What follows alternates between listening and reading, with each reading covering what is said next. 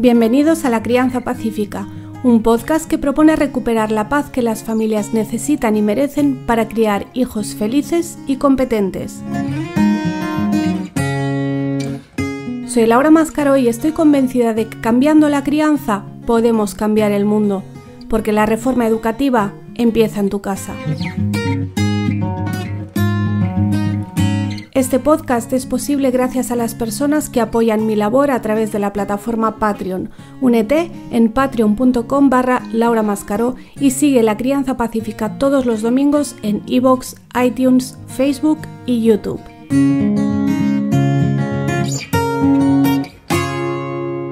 Bienvenidos al episodio número 17 de La Crianza Pacífica. El podcast de esta semana está patrocinado por Artilingua, un espacio de traducción y posedición, redacción y comunicación trilingüe en español, francés y catalán, para sitios web, libros y revistas, videojuegos, aplicaciones móviles, textos corporativos y mucho más. El secreto de tu éxito está en las palabras.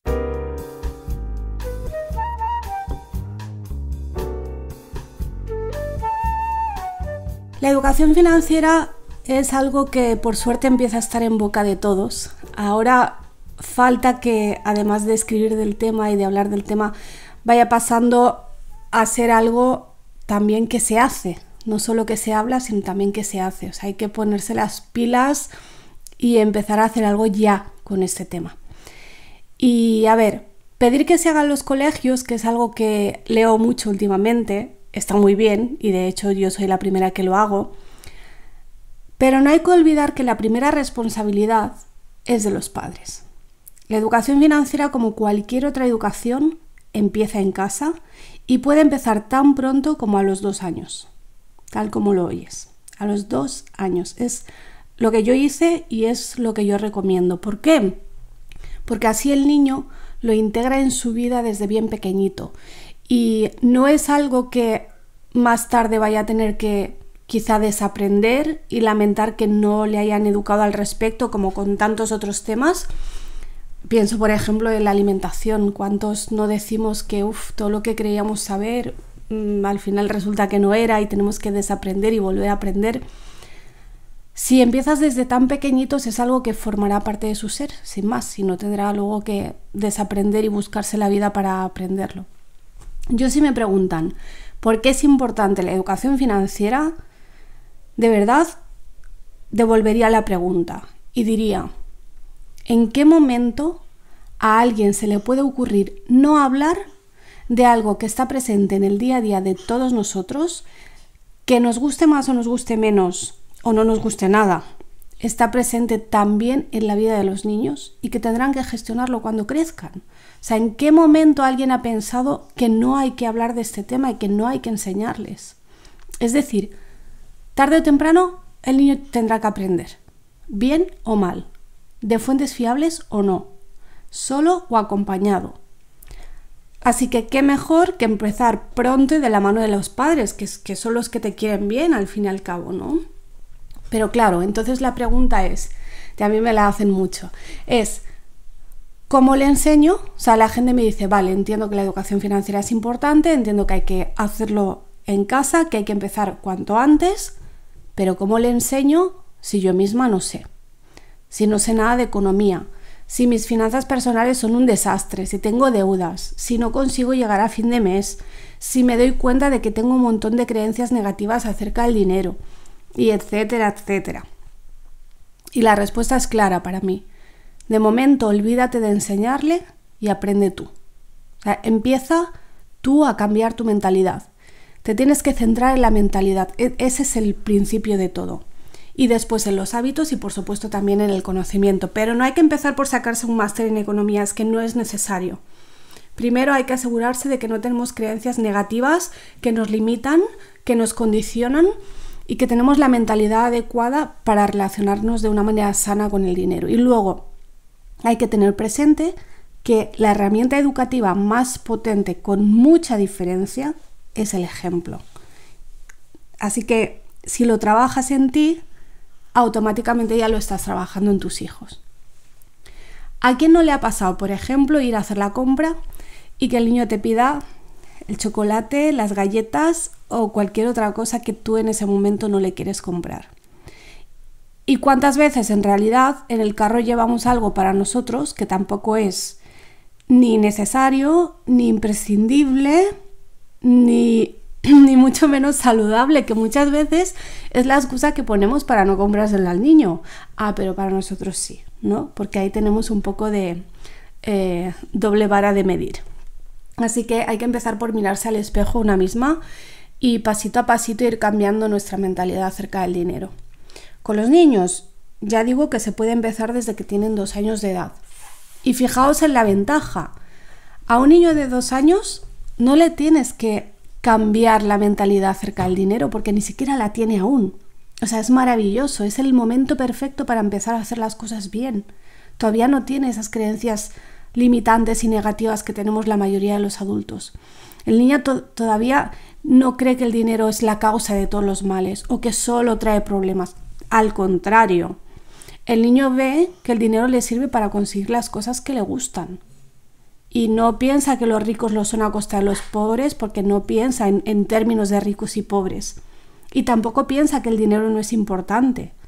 O sea, ¿cómo va a pensar eso si la monedita es lo que hace que el caballito se ponga en marcha o que el señor de la tienda le dé el helado? O sea, al niño el dinero le parece un invento maravilloso, porque lo es. O sea, lo es. Y solo necesita tener el ejemplo adecuado para conseguir esa relación saludable que no le pase factura en el futuro. Así que ese es el primer consejo. Yo os voy a dar 3 consejos para empezar con los niños, tengan la edad que tengan. Porque yo hablo de los 2 años, pero si tu hijo tiene 5 o tiene 10, nunca es tarde para empezar. O sea, es que es algo que hay que hacerlo. Hay que hacerlo, así que no lo demores, da igual la edad que tenga. El primer consejo es: aprende tú. Olvídate de enseñarle, olvídate de buscar herramientas para enseñarle al niño y de buscar cuadernos de ejercicios y tips y trucos y no sé qué cosas, y empieza por trabajar en ti. El segundo es: céntrate en las habilidades. La mentalidad y las habilidades, como dije, son lo que te va a permitir adquirir los hábitos necesarios para tener unas finanzas saludables. El conocimiento, por supuesto, es importante, pero eso puede venir después. De hecho, nuestras abuelas eran genios en la economía doméstica y no tenían ni conocimiento teórico ni nada por el estilo. Es decir, ellas sabían cosas tan importantes y a la vez tan básicas como que uno no debe gastar más de lo que ingresa. Y sabían cómo ahorrar y cómo reducir gastos y cómo priorizar. Todo eso lo sabían, sin tener ningún doctorado en economía y sin conocer términos técnicos de economía y de finanzas. Y en algún momento hemos perdido un poco o mucho de esa sabiduría. El caso es que para dar educación financiera no necesitas, o sea, es lo que se llama un aprendizaje transversal, porque está en todas partes en realidad. Cualquier momento, cualquier situación, aunque parezca que no tiene nada que ver con el dinero, es siempre una buena oportunidad para la educación financiera, para inculcar esos hábitos y practicarlos tú mismo también, y esa mentalidad que decía antes. Y por eso decía que puedes empezar desde que el niño tiene 2 años, porque no se trata de explicarle lo que es el Euribor o lo que es la inflación ni nada por el estilo. Se trata de cosas mucho más sencillas que además te van a servir para muchas otras cosas que no son las finanzas. Son hábitos y esa mentalidad que te va a ayudar en todos los ámbitos de tu vida. Y es más, mira, podría hacer una lista de, no sé, 5 o 6 habilidades imprescindibles, pero voy a ir más allá, lo voy a simplificar más y lo voy a dejar en una sola.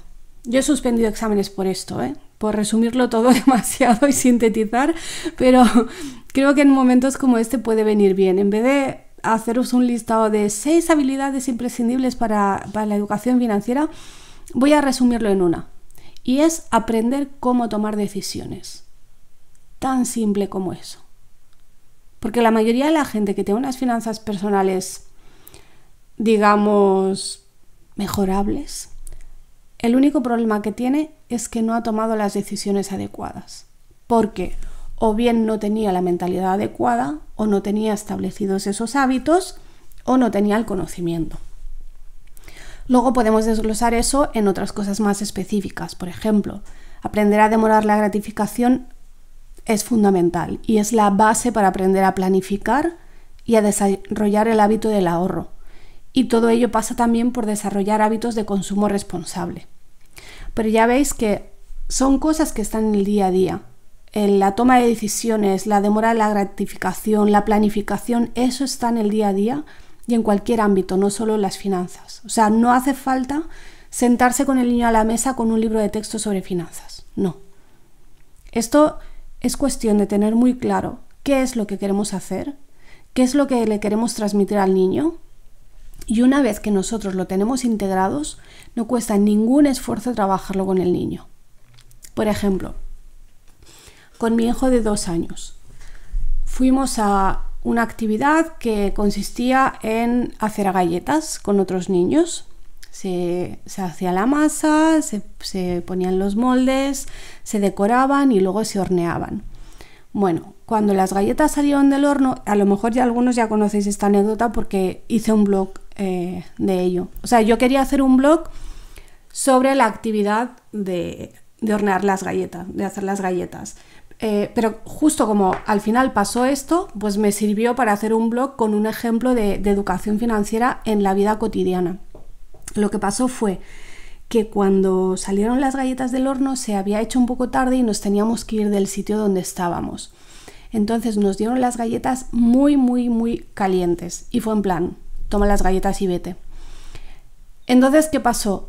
Que la mayoría de los niños en la calle se fueron comiéndose las galletas. Y yo al mío, si hubiera insistido, se las habría dado, por supuesto, sin ningún problema. Si él hubiera insistido en que se las quería comer, yo se las habría dado para comer. Pero en vez de eso, le di la opción de que esperara. Y para ello, pues le di un incentivo, que era... O sea, le expliqué cuáles eran las ventajas de esperar y no comerlas hasta que llegáramos a casa. Lo que se me ocurrió fue decirle, si esperas hasta que estemos en casa, primero, las galletas no van a estar tan calientes, no te vas a quemar y las vas a disfrutar más, van a estar más ricas. Segundo, podremos comerlas sentados a la mesa más cómodos que aquí en la calle, que además era invierno, me parece que era cerca de Navidad, o sea, hacía mucho frío y no era nada cómodo ir comiendo por la calle. O sea, todo eso no era ninguna excusa que yo me inventaba, eran motivos reales que yo le di para que él tomara la decisión. Y también le dije, si esperas a que lleguemos a casa, podrás enseñarles las galletas y si quieres compartirlas a tu padre y a tu hermano. Entonces, con todos estos motivos, a él le pareció que era mejor idea esperar. O sea, es una de esas situaciones cotidianas que en principio no tienen nada que ver directamente ni con las finanzas ni con el dinero, porque ese es un error muy común, creer que todos los temas de finanzas tienen que ver con el dinero. Y hay que ir más allá, o sea, hay que profundizar y hay que ir a esa mentalidad y a esos hábitos. Y ese es uno de los hábitos más importantes. Cómo tomas las decisiones y si eres capaz de decidir cuándo tienes que hacer algo ya mismo, inmediatamente, y cuándo te puede convenir esperar. Porque no siempre conviene esperar, obviamente. Si te estás muriendo de hambre, igual te conviene comer ahora y no esperar. Pero te conviene esperar cuando, si esperas, vas a conseguir algo más o algo mejor que si no esperas. Y eso los niños lo entienden muy bien. Así que tenemos primero, aprende tú. Segundo, céntrate en las habilidades y en el cambio de mentalidad. Y tercero y último por hoy, habla con sinceridad y con claridad. Porque que no enseñemos educación financiera a mí me parece grave. Pero que tampoco hablemos del tema es muy, muy preocupante. Y la paradoja de esto es que por un lado todavía es un tema tabú en muchas familias.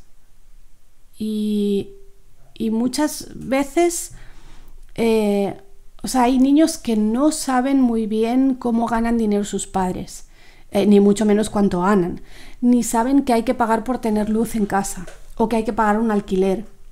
No saben cuánto cuestan las cosas y no saben cómo se toman las decisiones sobre el dinero, porque los padres muchas veces respondemos arbitrariamente cuando el niño nos pide algo. Entonces, si yo pido y a veces me dicen que sí, a veces me dicen que no, pero yo no logro detectar un patrón, no llego a entender en qué momentos o en qué circunstancias o con qué condiciones me dicen que sí y con qué condiciones me dicen que no, para mí eso es un lío. Entonces, obviamente para mí, que soy pequeñito y no tengo ni idea del tema del dinero, pienso que mis padres tienen mucho dinero porque ni me planteo de dónde lo sacan, o pienso que lo sacan del cajero automático y ya está, y que de ahí siempre hay y siempre sale, y que simplemente a veces les da la gana de decirme que sí y a veces no les da la gana de decirme que sí y me dicen que no y no me lo compran. Entonces, para el niño eso es un lío porque no se habla